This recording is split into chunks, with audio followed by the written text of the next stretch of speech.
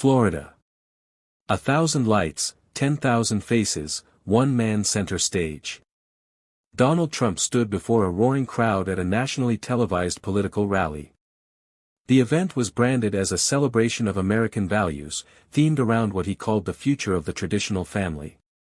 Flags waved, cameras flashed, the music cut, and then he spoke. His voice filled the air like a commandment. "They've tried to rewrite America, but we're bringing it back. Back to the people who built it, the families who kept it strong." The audience erupted in applause, but not everyone clapped. The camera panned slowly, like it had been waiting to do this all along. Front row, third seat from the aisle, sat Jasmine Crockett. She wasn't scheduled to speak. She hadn't been introduced. She sat still, wearing a deep blue blazer, her eyes locked on the stage with a stillness that almost looked rehearsed. A few in the crowd started murmuring. A producer whispered something into the host's earpiece. The host, trying to keep the mood light, smiled and said, "Well, would you look at that? We've got a very special guest from across the aisle with us today." Laughter and light applause followed. Someone even yelled, "Going to take notes today, Jasmine?" She didn't flinch. Trump looked down, noticed her, and paused, just for a second. Then, almost like clockwork, he leaned into the moment. "You know," he said, "we've got Jasmine Crockett with us, the one who loves Twitter more than the Constitution. Don't worry, Jasmine. Tonight, you might learn a thing or two about real family values." The crowd laughed louder this time. Some stood up to clap. Others pulled out their phones. Trump grinned and nodded, basking in the approval. But Jasmine didn't move. She didn't blink. She reached down into her bag and pulled out a single printed letter. No expression, no warning, no theatrics. Just one piece of paper, glossy, color-printed, folded once, perfectly aligned. She laid it on her lap, opened it quietly, and looked back at the stage. Trump noticed. He stopped mid-sentence. There was something in the way she looked up, not to argue, not to shout, but as if she already knew something the room didn't. That was the moment the tone shifted. That was the second the volume in the room dropped just a little. For the first time all night, Donald Trump didn't have full control of the stage. Jasmine Crockett hadn't come to clap. She hadn't come to fight. She came to read something. Whatever it was, it had already started changing the air in that room. Trump shifted on stage. For a moment, it looked like he was going back to the teleprompter, but something had changed. He glanced toward the crowd, then back at Jasmine. He pointed straight at her.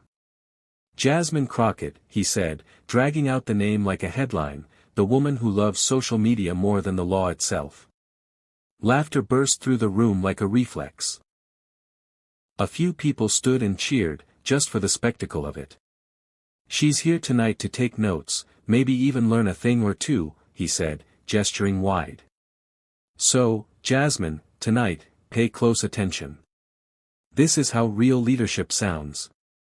The crowd roared. Phones went up. Some zoomed in on her face, waiting for a reaction. But Jasmine didn't give them one. She sat still, not insulted, not offended, not even amused. She simply held the letter in her lap, like she was waiting for a break in the noise, not a permission slip.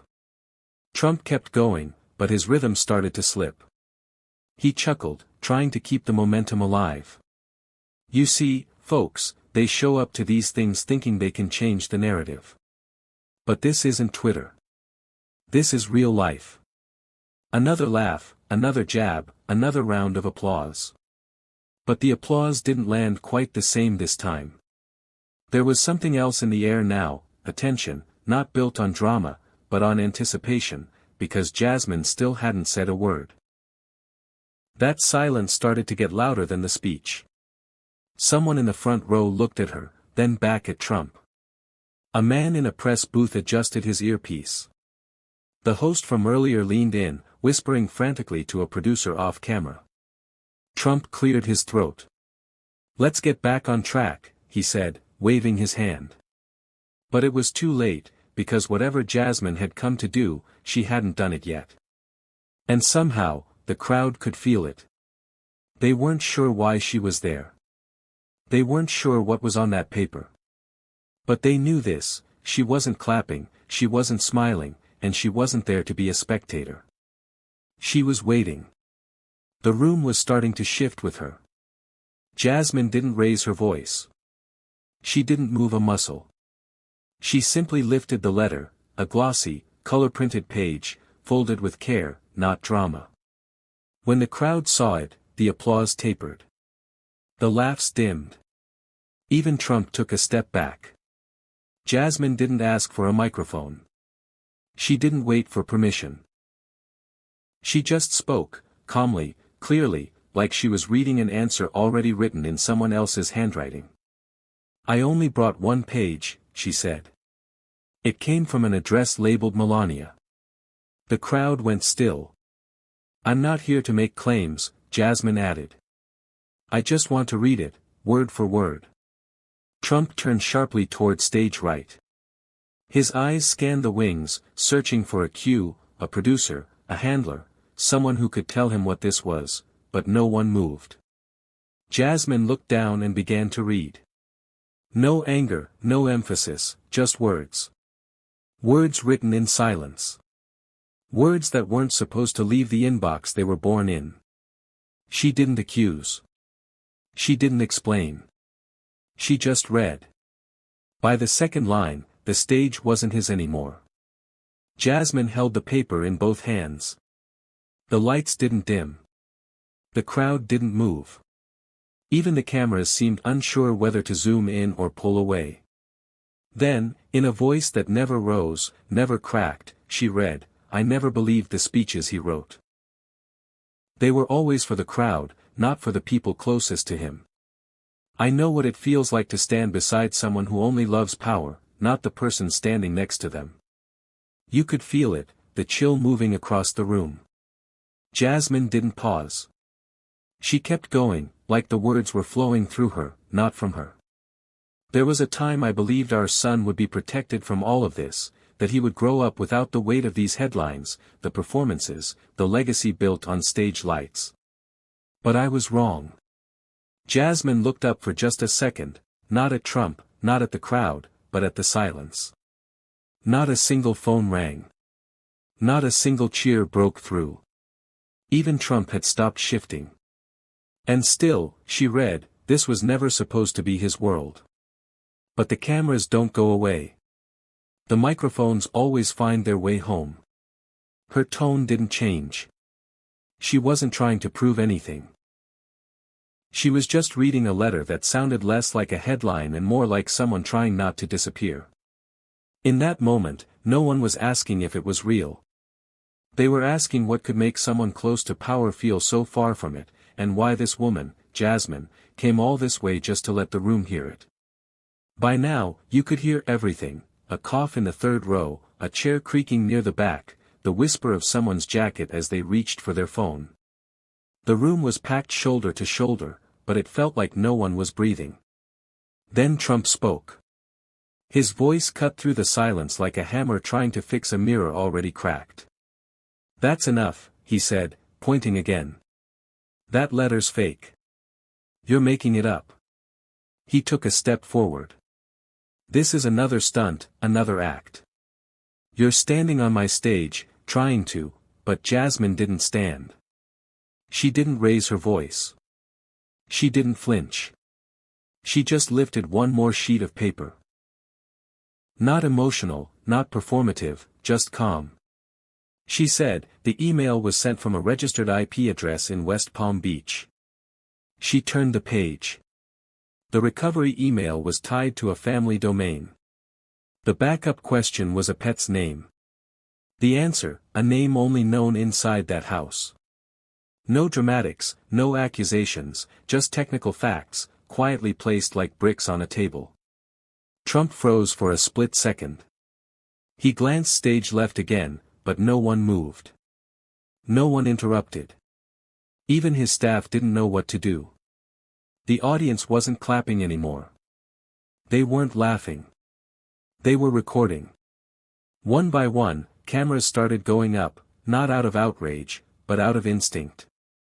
Something important was happening, and they didn't want to miss it, because in that moment, the noise died, and truth, even whispered, was starting to speak louder than power shouted. Jasmine didn't move. She didn't demand anything. She just let the silence carry what she'd said. Slowly, the crowd began to shift. Not toward her, not against him, but toward something deeper, the feeling that someone had finally said what wasn't supposed to be said and proved it. Jasmine lowered the final page. The stage was still. The lights hadn't dimmed, but the room felt darker. Trump stood frozen. The energy he'd brought minutes earlier had vanished, replaced by a silence too thick to fill. That's when Jasmine finally looked up, not at the cameras, not at the crowd, but at him. Her voice steady, her tone deliberate, she said, "I didn't come here to talk about your marriage. I came to ask one question." She paused. "Why does the woman closest to you feel like she has to disappear to be heard?" The room didn't react. Not yet. Because the question didn't land like a punch.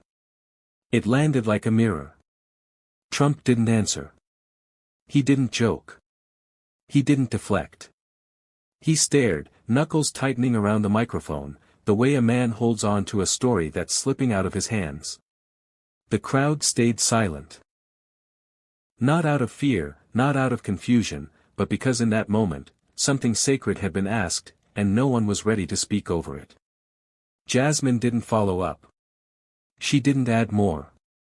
She just let the question sit there, like a truth too real to dress in more words. For the first time all night, he had no response. Jasmine Crockett didn't wait for applause. She didn't look back. She simply folded the letter, placed it back in her bag, and stood. The silence didn't break. It deepened. As she walked off stage, a few people clapped slowly, uncertainly, not the kind of applause that follows a performance, but the kind that follows a realization, because something had shifted. Not just in the room, but in the people watching at home, on live streams, behind screens they thought would shield them from feeling anything tonight. Then, on every screen in the arena, words appeared. She didn't yell, she didn't accuse, she just read. No music, no outro, no breaking news alert, just that. Because this was never about volume, politics, or headlines. This was about a question that cut deeper than any speech ever could. Why would the person closest to power feel like they had to vanish to be heard? It wasn't an attack. It wasn't even a challenge. It was a mirror held up in front of a stage that rarely sees its own reflection. What made it powerful wasn't that Jasmine had evidence, poise, or control. It was that she didn't come to expose a scandal. She came to remind the country that silence can be truth too. In a world trained to reward the loudest voices, she showed what it means to let a question speak louder than any microphone ever could. She didn't ask for justice. She didn't demand answers. She gave us something harder to ignore, a feeling, a weight, a pause. Because sometimes, leadership isn't about owning the room. It's about standing in it and choosing to speak only when you know the words aren't yours, but the truth's. Sometimes, the bravest thing you can do on a stage built for noise is to let silence do the talking. Jasmine Crockett didn't win the crowd. She didn't win the night. She won something else, a moment that told the world we don't need more speeches. We need more people who aren't afraid to ask why the truth was buried and who made her feel like she had to whisper it. That's what stayed long after the cameras stopped rolling.